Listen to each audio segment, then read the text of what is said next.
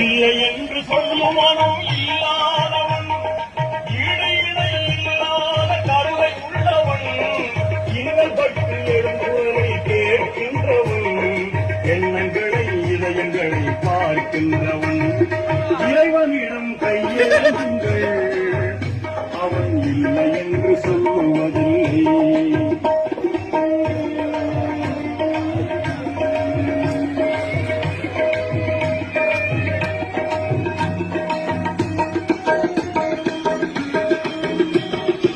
ஆசையுடன் கேட்பவர்க்கு அள்ளி தருபவன், அள்ளி துன்பம் துயரங்களை பிள்ளி எறிபவன், பாசத்தோடு யாவரையும் பார்க்கின்றவன், பாவங்களை பார்வையினால் மாய்க்கின்றவன், அல்ல கொடும்